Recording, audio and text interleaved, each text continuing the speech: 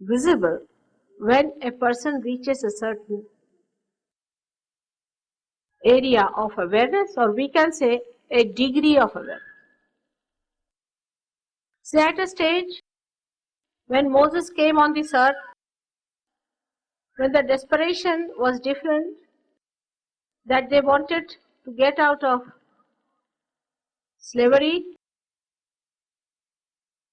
it was a different style of understanding they had. How to organize a society on a particular pattern so you achieve the maximum amount of efficiency out of that society. And it was an emergency. It was a very touch and go position for the Jews at that time.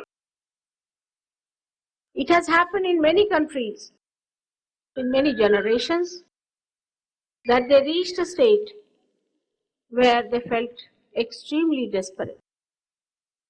The slavery of man was very apparent at that time. But before that, people didn't feel bad about the slavery. They had accepted it. They had taken it for granted. And then a time came when they felt this is slavery, and we are not going to have any more of it. And a leader came. That leader worked it out for them. Today, in these modern times, we have a very subtle type of slavery which is every day eating us, which is so self-destroying that we are not even aware of it and we get destroyed. This destruction is working in so many ways that if we do not really awaken ourselves to the truth, there's a possibility that nothing will be left out of this creation. There are people who give big lectures. I've met many big people from United Nations and from all these big agencies. They talk about the coming destruction, the future shock going to happen. They book big books, they discuss, they sit on the streets, they discuss, they are in a pub, they are discussing, they are in a party, they are discussing. But they do not realize what it means. This destruction is a kind of a destruction that has never taken. Because this destruction is going to come from within and not from without. We have reached a certain depth in our awareness, and if we do not touch the source of our sustenance, this destruction is going to work. Now for many people it is, oh, forget it, we'll see about it. Some people are of this opinion, all right, forget it, what, destruction, all right, doesn't matter. We'll see it tomorrow. And some of them I have seen are sitting down waiting, oh God, thank God there's destruction, so this all is finished. We don't have to bother our heads, thank God there is destruction promised. Whatever attitude one may take, one has to realize that these are very serious things. The creation has reached its maximum growth now. The growth is expressed as human beings. These human beings are the actors on the stage. Whole nature is working out this new happening. Now only one thing has to happen to you is that you have to get connected with the divine. You have to get connected. You have to know your own meaning and you have to know your purpose. If this can happen to you, then you are in the other world. You are made for this. You are made a human being with a purpose. We must think. All the scientists must ask once at least this question, why? Why are we made human beings? From animal stage, why have we come to this stage? What is the reason? This question is working in the unconscious of every seeker today. That's how we have so many seekers all over the world. And these seekers are just trying to find out why are we here. Some of them find an answer sometimes in some material well-being. Say our strikes nowadays, railways. But it's very narrow view of the whole thing. Very narrow view. You want to have more pay, all right, have it. Then what? Those who talk of communism, I've been to Moscow, I'm again going back. I mean, if you ask them, they said, oh, we haven't got joy. Yeah. I'm not against communism or against democracy. Both things are just jokes to me. You are neither communistic nor democratic. Only after realization you can become both simultaneously. Because you have no powers to be capitalistic or democratic, you have no power to vote. You don't know anything about yourself. What are you voting for? You can't see. Unless and until there is light, unless and until we can see, how are we going to vote for?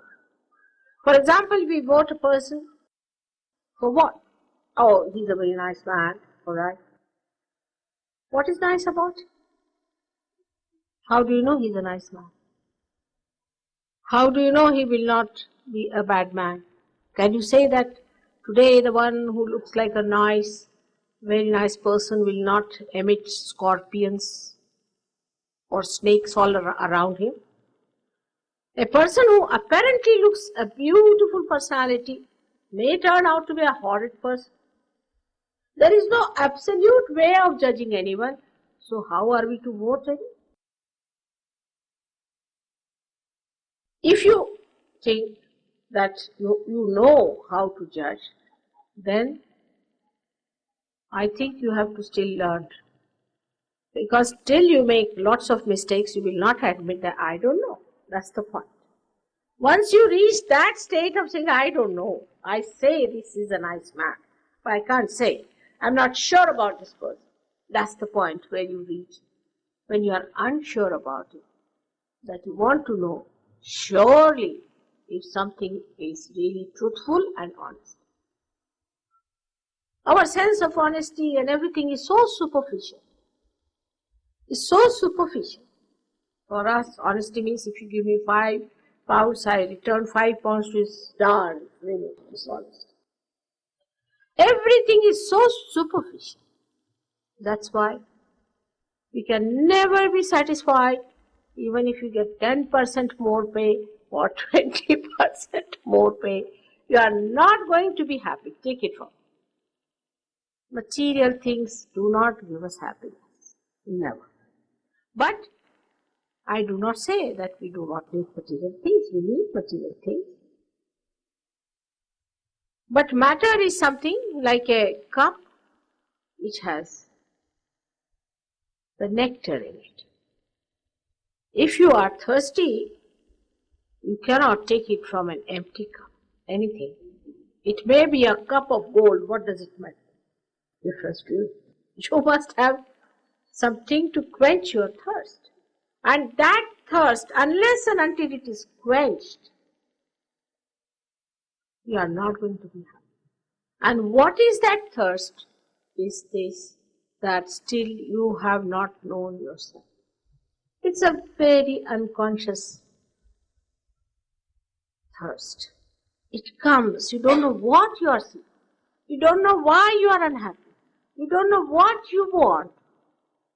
That is the unconscious which is working it out. But the time has come that you should know what you are and what is your glory, what is your greatness, what are your powers.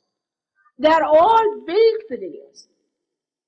All these days when you grew up, in your evolutionary process. All these things were built within you as shown here. They are all there. Actually, I am just a catalyst, you can say. Just a candle which is enlightened. And this candle, when touches another candle which is ready, that gets enlightened. I mean, you may give it a big scientific name, this, that, a chart, personality, this, that, I don't understand. It's very simple for me. You are all ready for it. I just touch you and you get enlightened and you get the light, and when you touch someone, that person also gets enlightened. Now you may say, Mother, how can that be so simple? I mean, so many people say that, Mother, you're too simple. How can that be? I just don't understand what should I have, 2 horns or something to make it complicated. Everything that is living is the simplest thing. That's the sign of living. Have you seen the flower? How simple it is to grow a flower. It just works.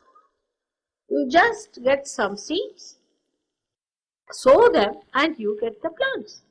How simple it is. Do we ever think how it works out? Looks very complicated if you start thinking about it. You will go mad if you start analyzing it. But it's so simple. In the same way, this happening is also a very, very simple thing. It is called Sahaja. Sahaja has 2 meanings. Sahaj means simple.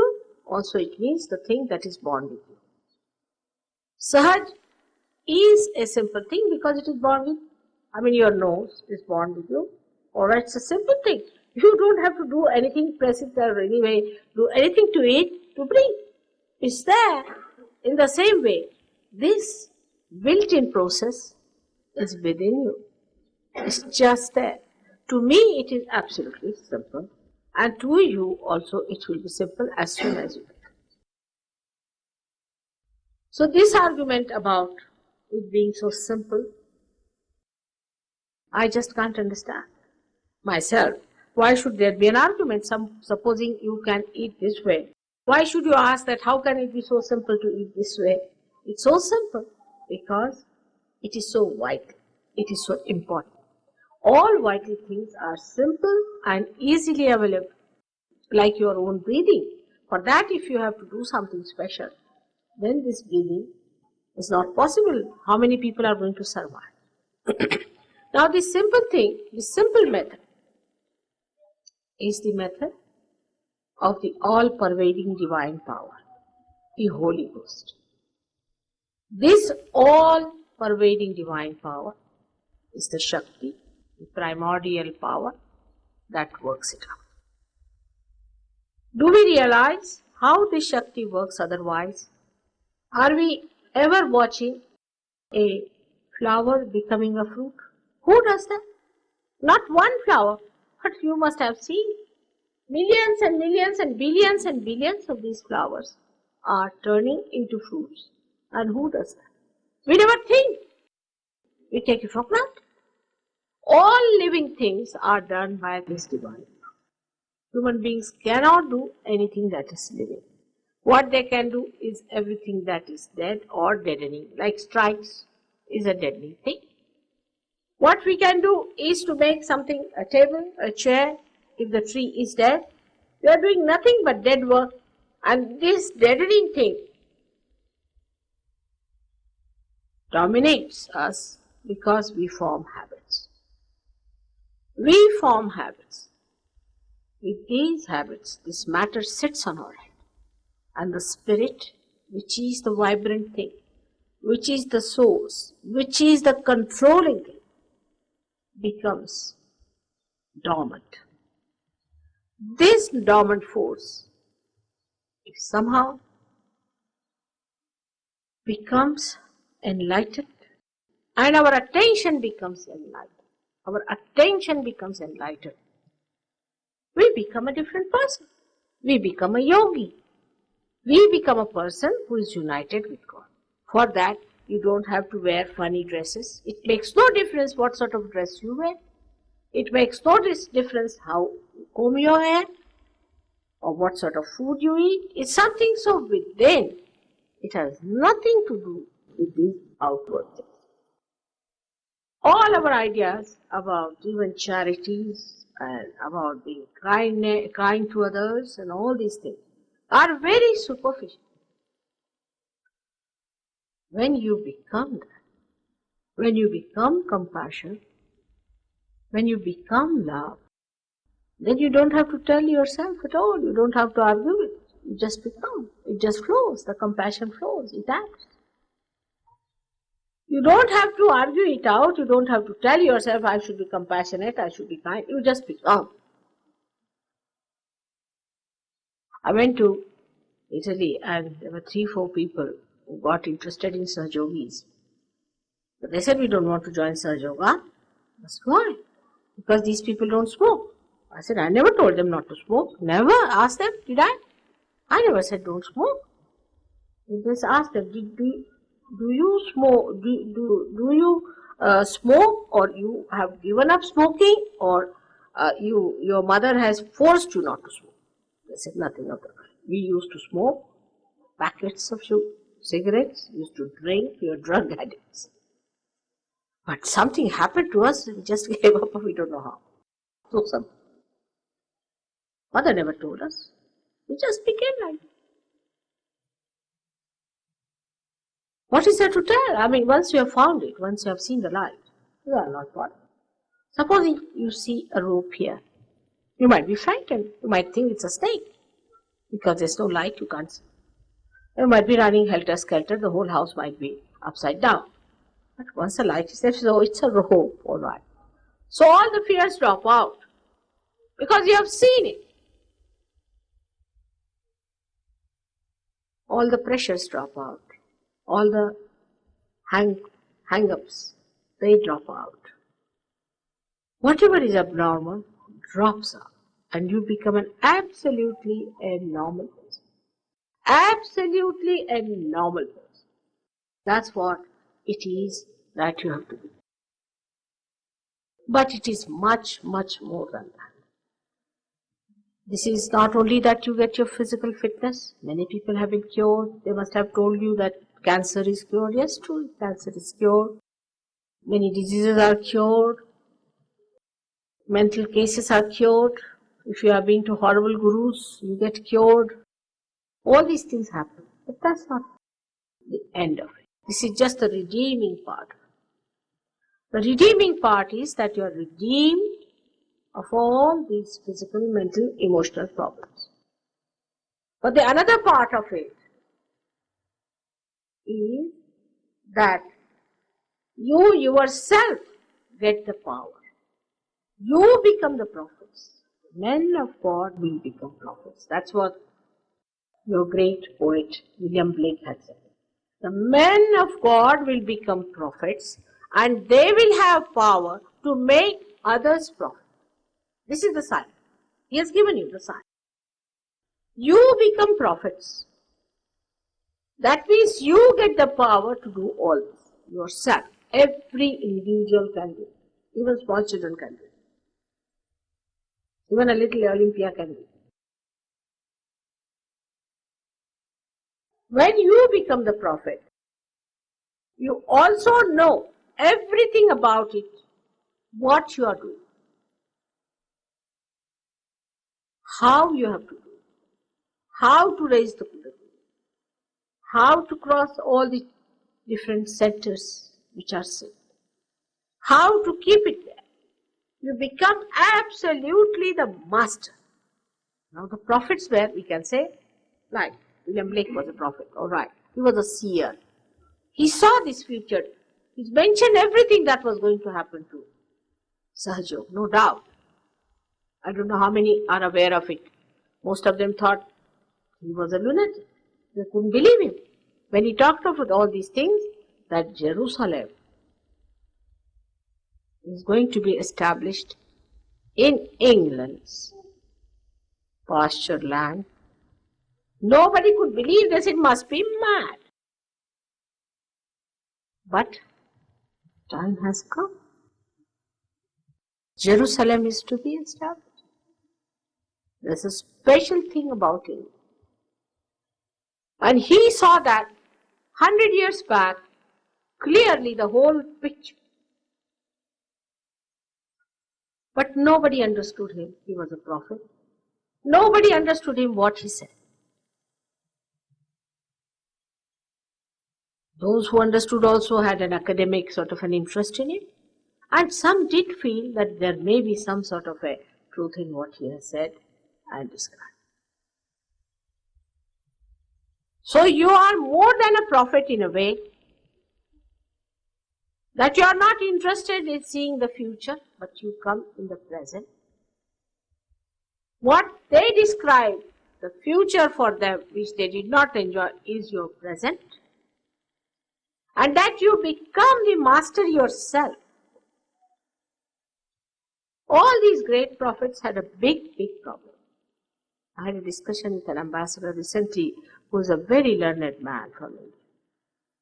And he was telling me that the biggest problem was that with rationality, with explanations, how far can we go?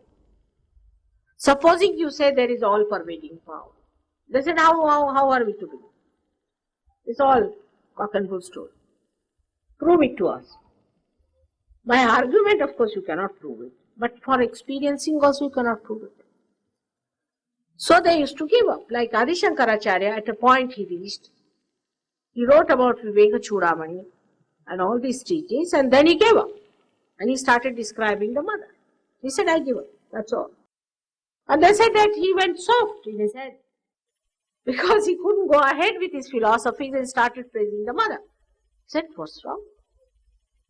The same thing happens with Bible, with Quran, with everything, that people think either you follow them with faith, with blind faith, do not question anything, just accept whatever they are saying, become fanatics, kill each other, die, then it's all right. Or else, you just give up, you become communists, no God. If you have to have your brains alive, then you better give up all these religions. We should say all nonsense. Christianity is hopeless because of these churches. Islam is useless because of fanaticism. That is useless because of this, and that is, Hinduism is another nonsense. Because at this level, it looks like that. At this point, it appears like that. It has no meaning. It's nonsensical. This blind faith, people can't accept. The scientists say, what is this blind faith? We went to moon. It's all just the same. What's there? We went to moon, we never saw God. What are you talking about God? How are we to believe there is God? But we have to now prove the existence of God. We have to prove the existence of this all-pervading power. We have to prove the existence of that spirit within. It is to be proved. It is to be actualized. So arguments will stop. With arguments, one cannot achieve it. With blind faith, one cannot achieve it. Rationality cannot take it there, or this emotional adherence will not take it there. Its actualization is the happening that really makes you that.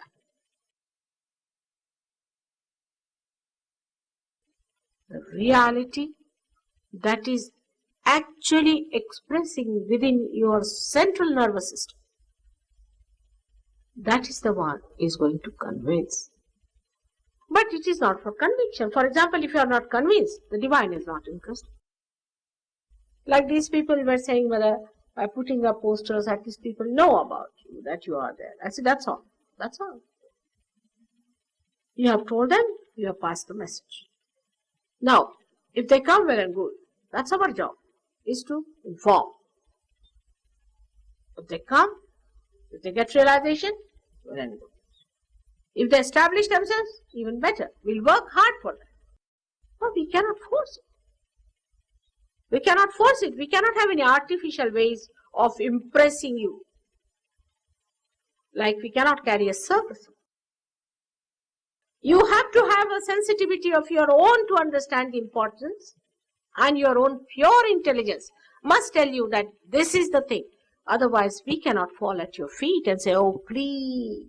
We cannot implore. Neither can we cross your freedom that is given to you. It's in your own freedom and in its own glory that you have to ascend.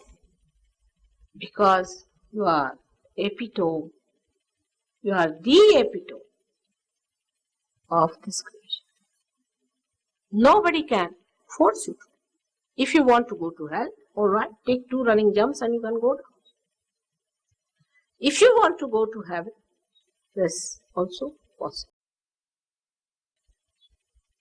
So the time we are here, we do not realize how precarious they are, how vital, and the most important times for which we have been waiting.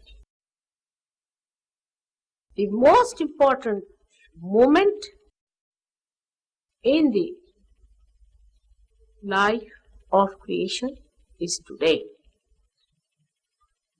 when people are seeking and Sahaja Yoga is manifested on a mass scale.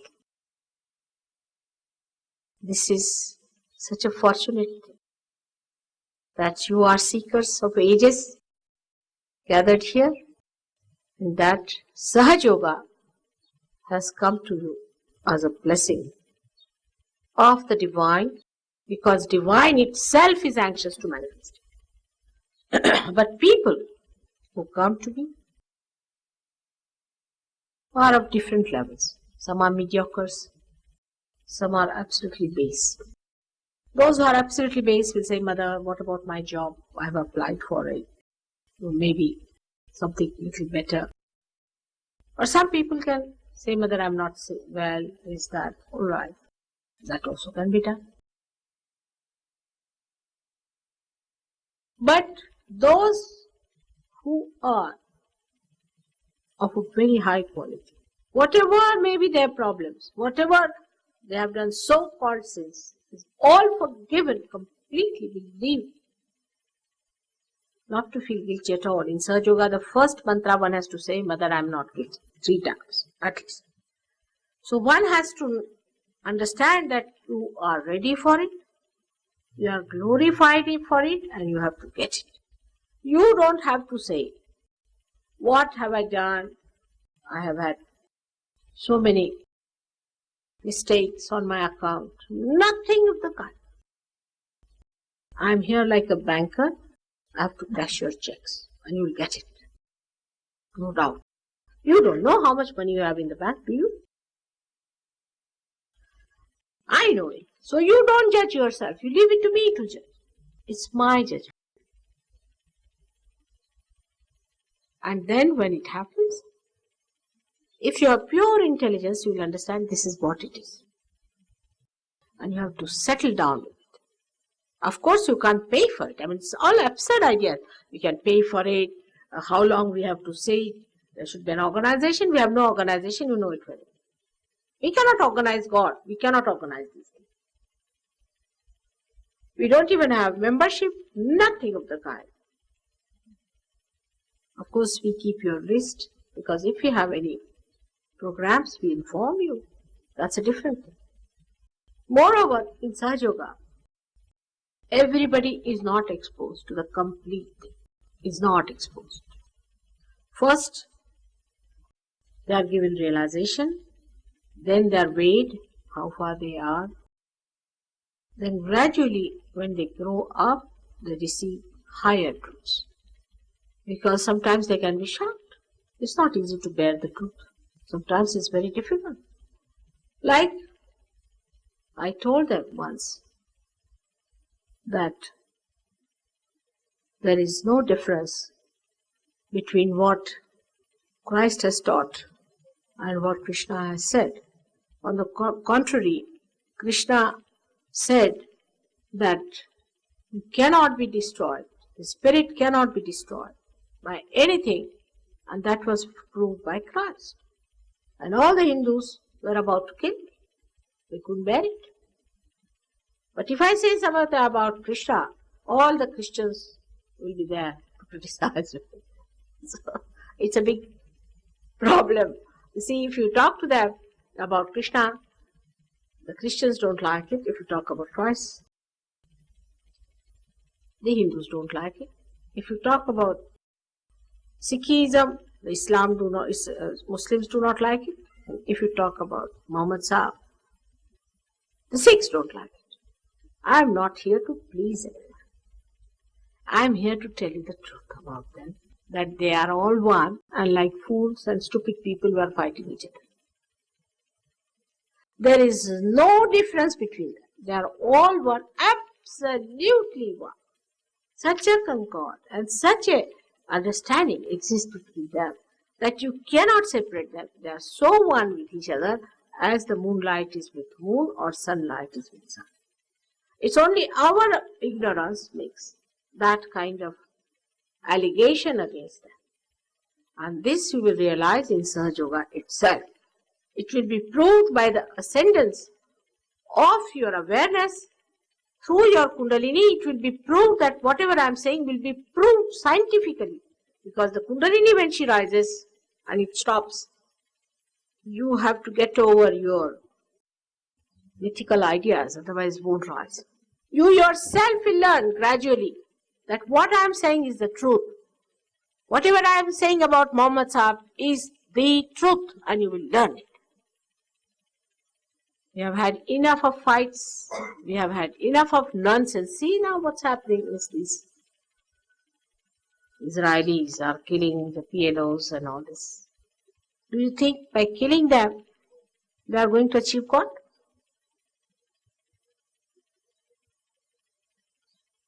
These false ideas all have to go. We have to become universal beings. You become that. Whether somebody is a Muslim or a Hindu or a Christian or anything. When you become a universal being, you can feel the person where he is on your fingers. Christ has said your hands will speak. Your hands will speak. We don't have to challenge any scriptures. We have to see the inner light in all what is described, which is making us separated, is actually the uniting factor. The diversity has such a beautiful unity within us. But that only can be seen by the raising of the Kundalini. There's no way out. Because when the Kundalini rises, the integration takes place and you start seeing it as an actual experience. I hope you have understood what I have said. But arguments are not going to give you realization. It has to happen. It doesn't matter, you may be the crown prince, or you may be the king, or you may be anything. Makes no difference. It's your individual happening that has to take place. This is your individual mother within you. This is the Ruh I'm talking about. Just by ritualism, you cannot achieve God. You have to be connected with God. For all the people of the world who understand and who think, it is important to know that there must be a truth which we can actualize. It is being promised in all the religions and scriptures, and it has to happen. May God bless you. I would like to have some questions from you. If possible, I'll try to answer them. Please ask me some questions. Will be a good idea. Again, I say I'm sorry for coming late, but you understand the way we had jammed the traffic.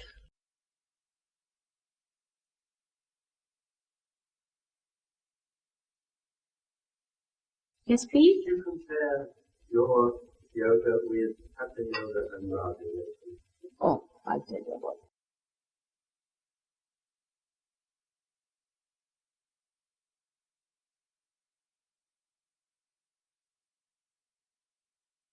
It's a very good question. It's about Hatha Yoga and Raja. Now, the modern Hatha Yoga is something I just don't understand. But Patanjali Shastra, the one who has written Hatha, that is, Hatha is nothing but these two nadis which these must have described to you. And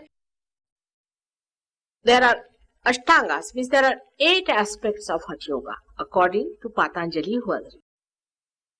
The most important and the primordial and the first one is Ishvara Pranidhana, means the establishment of God within you. Now in these acrobatic things that we do, we have no idea of God, we never talk of it. Forget about God, only you have to think down, that's all. Because they all want to be actors and actresses.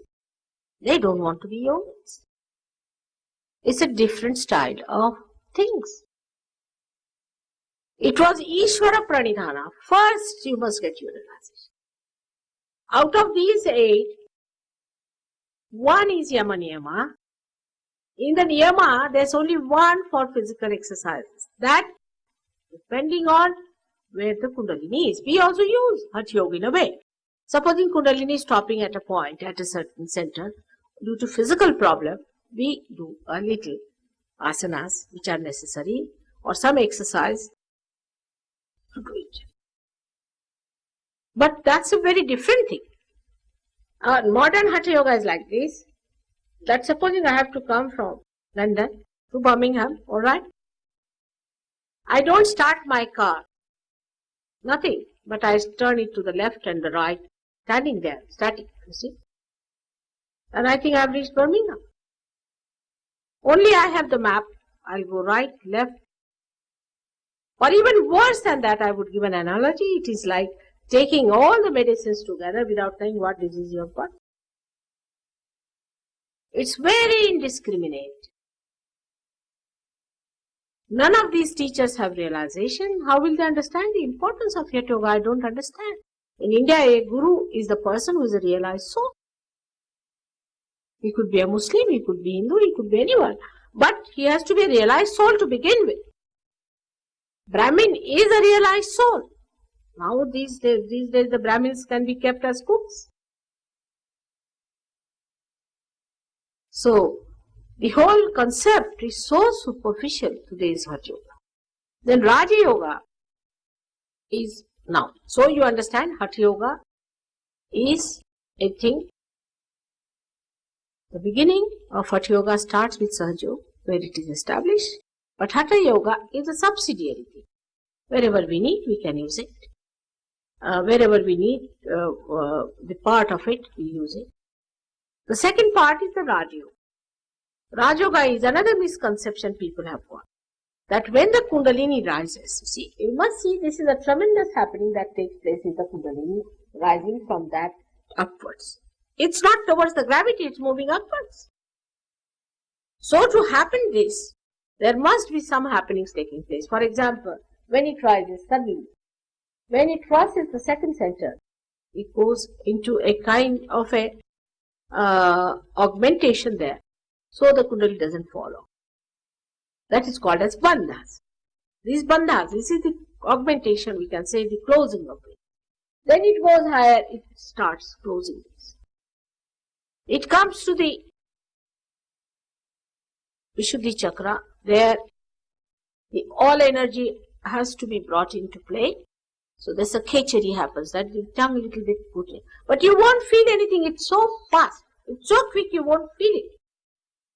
I mean, I cannot give another analogy like that. That even if you say concord, I mean, you do feel something about it. But supposing if you have a plane that you just board in and you are there, it's a split of a second, the Kundalini can just shoot off. So you don't feel any of these things. Like the whole earth is so big, but you don't see that it's round. The circumference, in relation to thing that you see, is so small that you don't see it's round. In the same way, the Sahaja Yoga is such a quick method of Kundalini rising. I mean, there's no other method. But today's Sahaja Yoga, I should say, so fast that you don't feel anything. But happens. Your eyes also get dilated. But I have seen these mad people called Raja Yogis. They even put atropine in their eyes to dilate their pupil because said that your eyes must be dilated. They cut out their tongues, push it back. You see, there was one in America, used to cut out the tongue of the people, used to wag their tongues. Even there are now today people affected by this great guru whose tongues are still wagging like this, and they used to put back their tongues. You mean to say by doing all these tricks you are going to raise the Kundalini? Some hold that thing. There's nothing to be done. It is spontaneous. It is effortless. It is in the loving care of God. Why do you want to break your necks for nothing at all? What is the need? I first used to think like children, you see, when they want to impress their mother for something, they do these tantrums, you see, just to attract the attention of the mother. But now I think they are very serious about it. It's most surprising. We're going to that extent, you see. It spoils your chakras. It spoils your position in Sahaja Yoga as a good Sahaja Yogi and a bad Sahaja Yogi. A Sahaja Yogi who gets it quick, stationed himself there and mastered it, is a person who goes very fast, and a person who has ruined his chakras requires attention. One has to take a lot of trouble to improve them. Careful. So all these ideas can be only clarified when you get your realization. Alright? Bhagavad Gita or the 8 things of the family itself? What is it? Bhagavad Gita? The 8 things of Patanjali help. 8. No. Because unless and until you realize, I'm saying, supposing now, it is like this. Before starting your car, if you move it right and left, and then start the car, will it help to come to Birmingham? It is wasteful, first of all, and it might have already broken your wheels. Oh, nothing to worry. I mean, I must say, nothing to worry about. Alright? May God bless. May God. See, I don't blame anyone or don't feel bad, because after all, you are seekers, you know. You are seekers. How are you to know? You are all seekers. How are you to know these people write so many books? It's easy to write any book, isn't it, these days? What is that? If you have money, you can write any. You can publish any. Whatever you want to write. What does it take? Right. Only I am the person who has not written anything so far. There are people writing about me or about Sahaja Yoga. It's different problem. I have not written anything so far. Christ has not written anything. Shri Krishna never wrote anything. Rama never wrote anything. So I'll have to write, I think. I wrote something and people said it goes over our head, mother, because as soon as we read it, we become thoughtless. So what to do?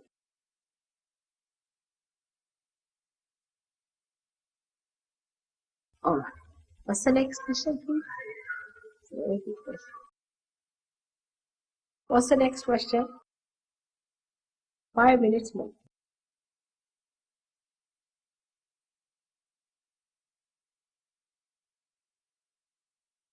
Yes. Could we ask a question to God when we get connected? Could we? Can you ask a question of God when you get connected? Yes! Can you ask a question to God when you are connected? Of course, now I say, because you are connected. So you put your hands towards God and say, is there God? If you ask such a question, tremendous vibrations. You, not only that, but you want to ask, say about your own father. How is he? Supposing he is not here, you will get a burning somewhere here. These are his centers. Immediately you will know which center is catching, and if you know the decoding, immediately you will know what's the problem he has got. You will know about everyone like that. Not only about God, about yourself and about others. That is what it is, the becoming of the collective consciousness. That you become a universal being. And you will be able to see God as I am able to see you. It's not seeing the God, is not the point today. Because seeing is, in any case, is not being. You see my difference? Now you are, what's your name please? Bipin. Now you are Mr. Bipin. Can you see yourself, Mr. Bipin? Now, when you have become Mr. Bipin, you can't see. When you become part and parcel of God, you can't see anything. But you can act. Seeing is being separate. So you mean to say you become one with your God? Yes, that's the point. You become one with the primordial being. You become his power. Or you become his instruments. You see, one should not go into dogmas, because you see, on that there might be a quarrel already existing, whether you become his instrument or he becomes your instrument. All that, you see. So I don't want to fall into that trap. But what I would say, that you start feeling the power. Let's put it down, you become the spirit. That's why, Buddha never talked of God. He said, better not talk of God, because then other questions will start. Better tell them you become your spirit, finished. First let them become spirit, then we'll talk further. Any other question, please? And do you see spirits? Do you see spirits? What is it? Spirits. Now, why do you want to see? No, I'm interested. They exist, no doubt, but we have nothing to do with them. They are past, they are finished, they are gone. What are we to bother about them? Of course, I mean, they are there, what to do? They are very troublesome people. We have had lots of problems from them. All these gurus are using them. It's all done. What's that? There are what do you call Good spirits. No, we should have nothing to do with them. Because now you are a person who lives in the present. Good or bad, we have nothing to do with them. How do you know who's good, who's bad? Once you allow a good man to come in, a bad man may walk in. How will you know? So better have none of them coming to you. Better be alone about this. Gradually you'll know about all of them, and be amazed how you know to keep away from these people. They didn't tell you? What is What were you didn't tell? We mentioned it, we explained it, but you tell it in. What's it? It's some sort of energy. Yes, it is. It is energy. It is the energy of our desire, which is not yet manifested. And which is that desire which is not yet manifested within us? It's the desire to become the divine. Once this energy is manifested, that's why it is called a residue. Then this desire is manifested.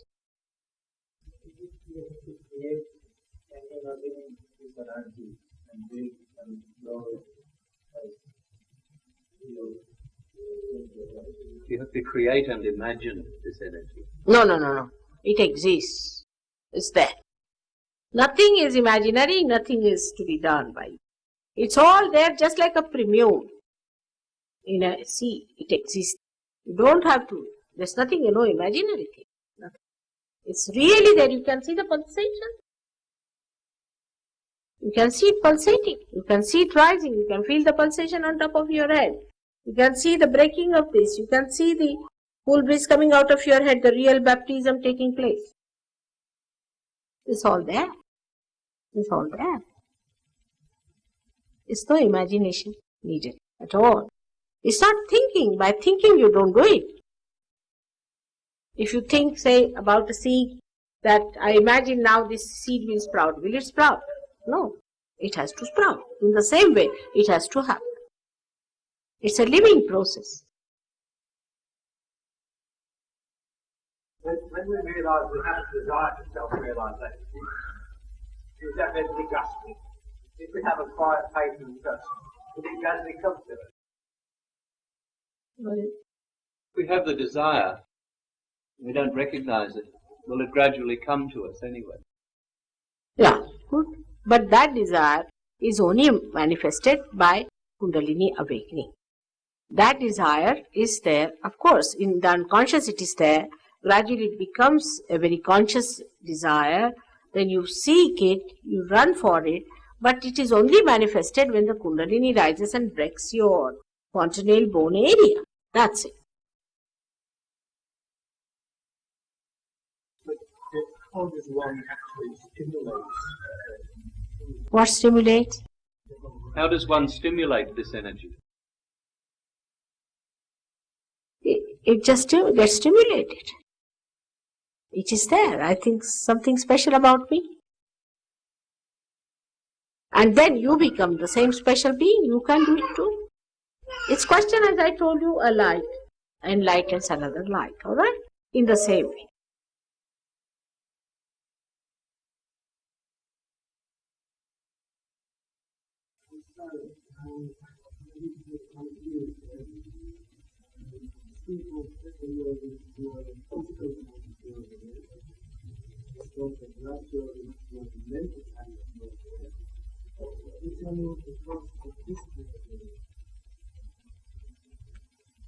You spoke of, he says, you spoke of Hatha Yoga as being physical yoga, Raja Yoga as being mental yoga. Could you talk about the process of this yoga?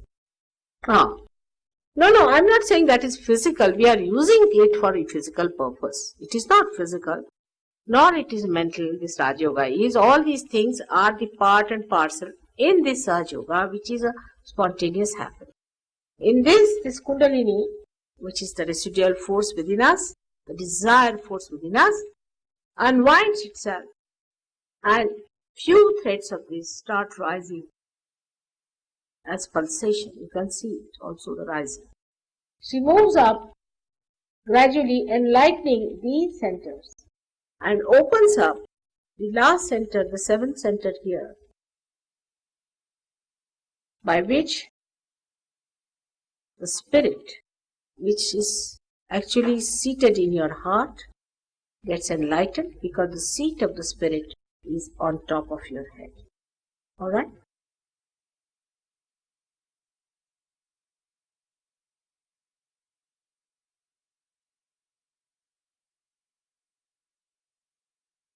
No questions?